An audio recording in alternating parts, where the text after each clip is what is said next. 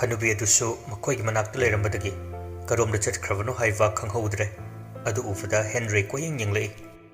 laptakna ure ada pukri leiva adumgi nakan kachin thangwa lapu khara hauriva asong maraktuda Hanubi adu chatkibadu ure Henry yamngakna kari downa mana sida changisina mafam sida kari leiva janone Henry khoisu thoina onsiludre makoine tawreva thabaktuda mai onsilaka leire asumna matamdi hokki makoi chak ising java thakpa loiraga tumna bahaiduna jangi Henry su wakhaldu yam khanbagi manglaga tumi khanghaudana mana supe phajubdu sumsum chingtharei Henry amuk chingkhali wakhaldadi ma kari sukhande amuk sukhang chingchingai Henry ngakna kaino ni phajubsibo joni dunu kai chakhrajano maning changira laivu chude asi khallaga phajubdu makokta amuk kupsile amuk su fatching thokhi handakti Henry do phukhaugulaga ngakna kaino torsibo nahan khaina kemta tawdruga asumna khallaga famungda leiringai dani mathundu da karino mana khangthin thilakpagum khangna nare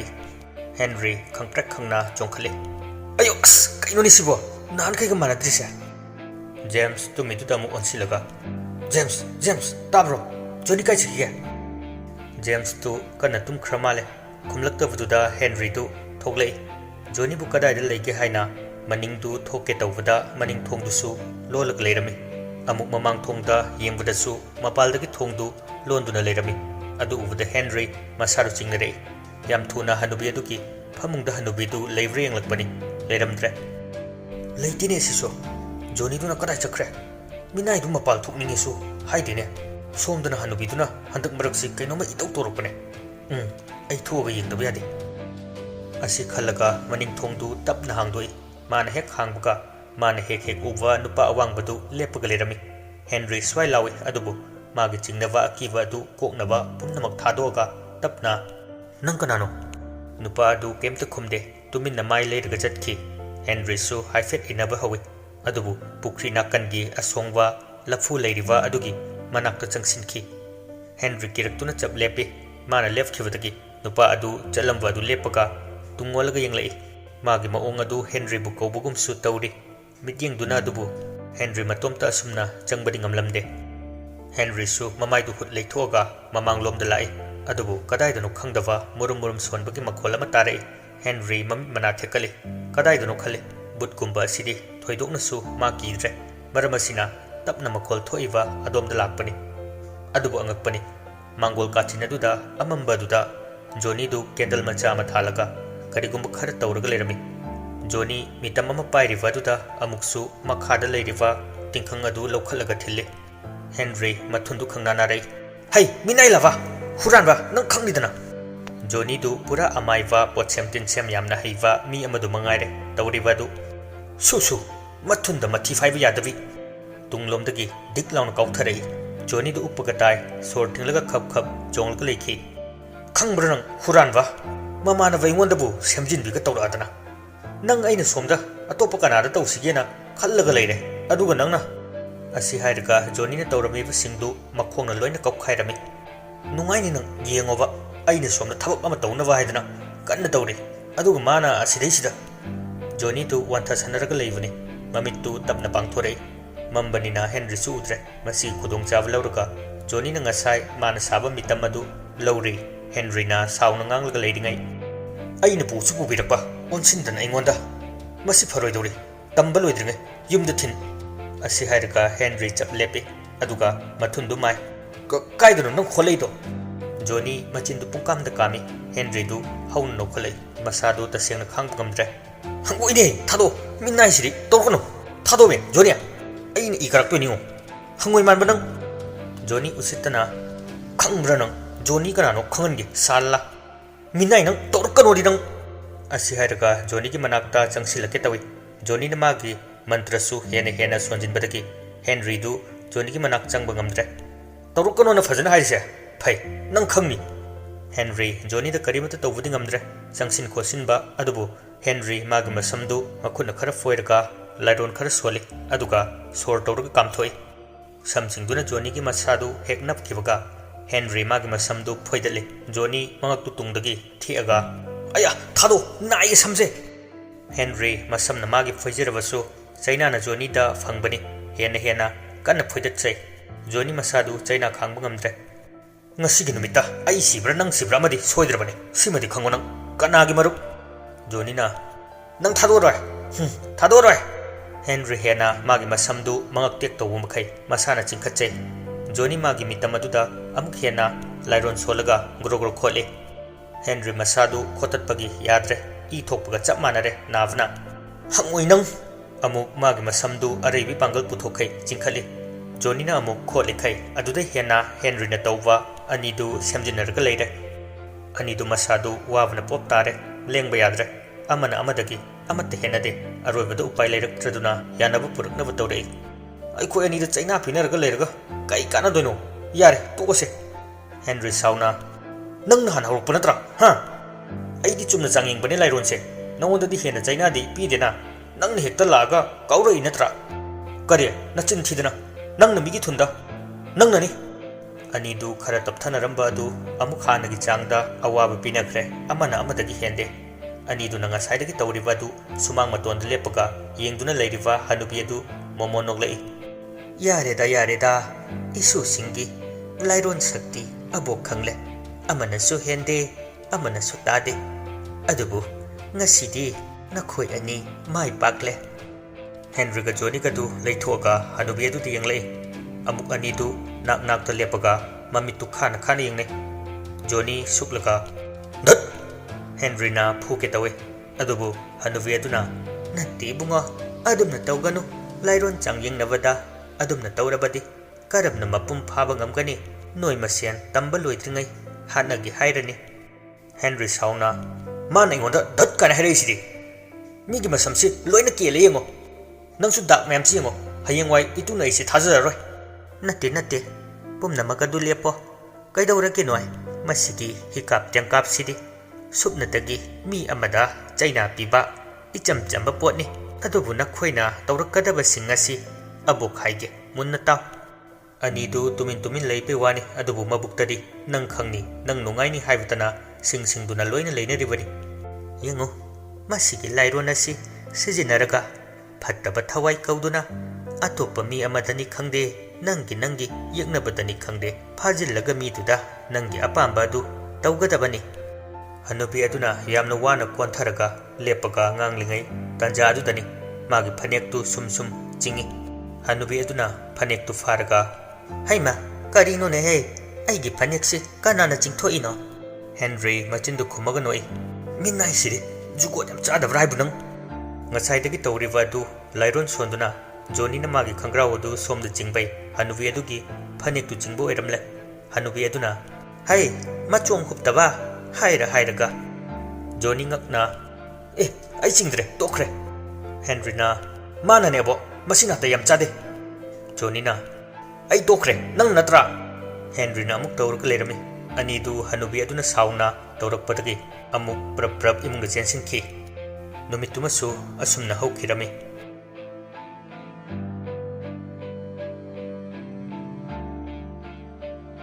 mathangi ayukni Johnny amadi Henry hanagi chanava maruptu oidre amana amagi asoiva thinava amadi amana amuk amada kari tawsigi khanari anidu magi tawgadava thabak singdu semna mamitu khana yengli Johnny pi iduga usitana Henry da makut aniduna mamitta thamaga yengo haibagi maongda tawrei Henry di khoidau thitpada lore kaya usitrenu yengone asi khangni horen di nungai ni James su kemta haijava nate tumina magi tawfam thokpa tawrgale pot ama pairaga imungda phamnava haugalakpada khanghoudana magi khangraudu fatching tharei James ithak thakatna fatching khatke tawridu Henry ga Johnny gana sitha noi James sauna aina kaisu tawbidraga noi khangni anidu punna nokhaino oraga hantharakpada amuk khana yengnai makoi thava inkhang loiraga amuk irujavani haiduna punna lai James ti anidu ke manakta lujawatandana ising baltin nama sokalaga luni na pukhre Johnny su pukhi du dagi ising haidana jom chaithai kaidore ludrare nang lujaro hairo Henry na nang han lujaro ai kitang taphauge Johnny du usitana okay Henry di pi ibu kupik tuga saktaduga tawraiba dabne mi usitriba matawdune phuningbana lore hana dawna dab tawraga hian khanganba tawbusu hawjikti yadre power paikre masina mi usitabani pura amtradiko masya pura iba aigi asoibani khara leiraga mukta sadana khulda afauka sarak tawbu mini kanade aigi horen thabak tawnaba langda yade Johnny na chatkhriba du ngairaga aswa yore khangbuga pukri gi mapan dei leva khara lawi aduga mitam ama sai horendi nakok nama yunghange khangni nang Johnny su arrive na te Henry laktre khangbuga lakchunga sida yam thuna lawuduba yade khangni da nang na thi chilaga khanghange prap hanuvi du manakta changsin khre somdana Henry du magi mitam adu saval loiraga thami aduga makut adu hamdoi tanja du dani pukri ki nakana mada leipandagi leitum khara ningkhairaduna kelaifudu ubada Henry ngakna yenglei leipan adu karamna ningkhairaga tarakpa haina mana sung mathakta yengbada laphu makha du oirami Henry magidi mafam asi ma hek ubada masada hainadaba hek phawriba si kariginu haina tattana hangje manungda changsinduna kari lege haiba si yengingba phawrakpadagi Henry asongba nakana duda changsinnava napi du haidok changge tawbada khanghodana yamna chawbulin kharawama kamlai Henry khangprek khangna handoi as chiklamnida asongmusida changadi pharaktani adu kaino sida hanubi aduna kemta tawdrina man lairon sizinaraga changbe oijala talaktuda Johnny na laurei nipa abong lawai kariguma khara tak tawre Henry suprap ising amurak chaitharaga irujabalo sinke asumna makhoi bo khangdaba heitaba pumnamaktu takpaga tawhanbaga tawdana hanubi aduna ningthi jana khonabadagi makhoi fana yamna khangjare asoiba yaudana numidangi matamni makhoi singdu chak ising chanava kana langnari Henry du chak sum charambadagi ensang haige haidana tawbada mamitta ising phujai du ensang tengkot oina ubadagi ising du oina chakta jom haijili Johnny na chak si khitangdi cha si kedoroge Java thakpadadi thabak si tawna roise Henry Johnny da illaga kaino na ngangi do ha ai sinang na kaine no we asi hairaga ying tharakpada ising haijilaga leiramba du da Henry du hojikta ui ngakna kaino sibo aina hojikta haikhridu ensangida Johnny su mabukta khali khangni dana nang Henry mamitu khana Johnny da yenglei masi pumna makasi Johnny na tawribani haina khankhre ani du hiana yekna khre machindadi kemta haina de adubu amana amada warauba sidi poknari ani duna tawriba du nakanda chariba James na noklag leidi ngasaidagi tawriba si manani adubu ani dudi hana dagi phattabada tawraga leirabanina amana amada thangjinaduna leire Henry tu chakcharambadagi mamittana karigumba hainidava pot ngakta urei phukhawgalaga kaino Johnny noklaga khawdem lei tawraiba si manani thawa sadana Johnny sum charambadagi chaktu saina karigumba ama nunggumba ma thengnai maya du kumduna ya manungdagi lokthoknaba tawrei Henry di chaktu chadre thongjinda lepaga lei noklaga kamdawi chavasi iya yadrabo Johnny na maya dagi lokthorakpadadi ngasaidagi mana sairiba si atai karisu eramdre mioibagi ya oirga leirami Johnny pakhatna yani Henry usitan noklaga thoki Johnny sauningna lehore chaktu hangoidana chadre madanatana James su chap manana chak saibada adumuk yaurei asi ubada James na amuk tawre asumna makhoi su pumnamak loirab matungda hanubi duna tawgadaba pumnamak taklami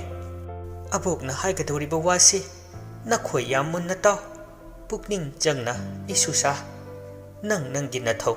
pukning changna tawgadabani masida akiba akhangba leiduna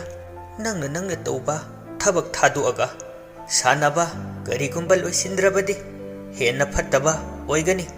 hawjiktina koisu masigi kanglon pumnamak hairabanina karisu asokapal tawra aroiko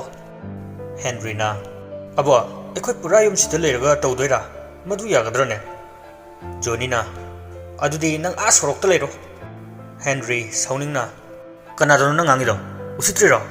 aina haisi kari soy nang nakoktu yaudabro James na ai dibuko na khoi anise yam luna tina daine Hanubi adu noklaga masigi lamsidadi marup haiba leite ichini ina imung manung haiba leite anidu khupu chanana taminaraba naknaba midagi hana hekta changyengnaribani magi tawgadaba potlamsingdu langba khotpa loiraba matungdadi Hanubi aduna magi mafamsing taglai ibungo Johnny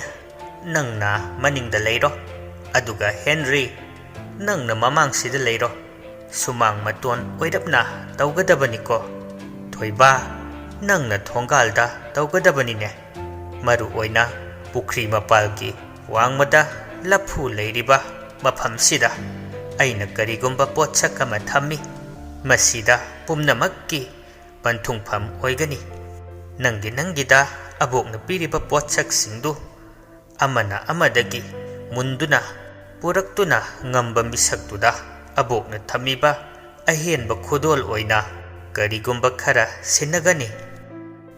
wahi singdu taraba matungda Henry oirasu Johnny James oirasu magi sinariva sintha singdu ngamdava yade haina pangthoknava tawri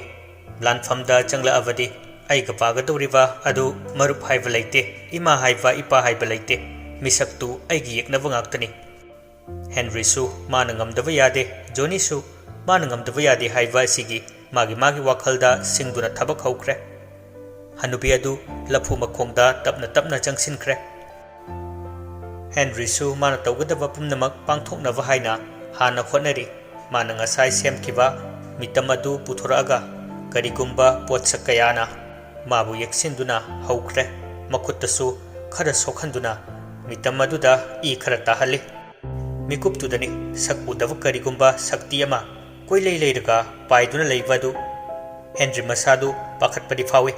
mamittu isilaga leiri laba maline kamai toruga I magi masaksi yengani yamaki masaktamga oiramadi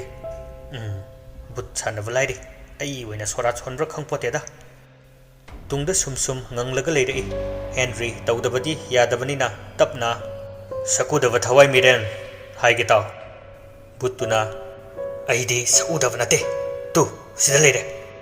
asi hairaga mamangda chongthorai Henry swailawi sakfa madu uvada adubu ma akiba pumnamak thadoktuna magi tawgadava thawsingdu makha taba hukre somdana Johnny magi pochang singdu loina puthoga maningduda khongai chanduna phami aduga Hanubidaki mana soiren gi potlam adu lobani angauba fi amada yomiba adu lawthoi aduga chafu macha amada tapna hapi masi aina mai pa abadi aina pumnamaktagi athoiba ahenba haiba mido oirakani masida Henry bu aigi khara thamaga inai wahengani yam khrava ikhoigi khunja singdu aina kanduna makhoibu aina ningthau oina pangani Johnny mabukta fatavata natana kari gumbada mayam masu sagatuna leiri masu magi makutta kari gumba amana thinduna I thokhalle aduga chafudu da thadai lairon sonduna mamittu chena uisinduna laikhre mikuptu dani tamthiba akhak arau goloinana nongmangdana khonjel thokna khakle Johnny su mabuktadi akiba phawi kainu sidia put gausi sumai tongna jala somde Henry su tawraiba thawong aduda pakhatpa phawi Johnny na kari ahenba lairon sizinarage haiba asini khaliba Johnny na mamit uisinduna lairon solaga ngaiduna leiringai karino khangdaba magi koibaduda koichen chelai angang yamna langbugi makhol stare Johnny mana thangalaga tai karino tawrisina tamnara ajalane aigi buddhi laktra jala mamit tupanglak padani karino khangdaba amuba apikpa ma koichen chelaga leiramba du Johnny khangprek khangna phuk hogalaga chen ge tawi oiba butam dare siba tare asi hairaga chen ge tawi tungdagi akiba khonjelda angang macha amana ei bu kari gi kaurina kappaga hairakpani Johnny chalambadagi chap lepi aduga machinda akhaba minok ama noglai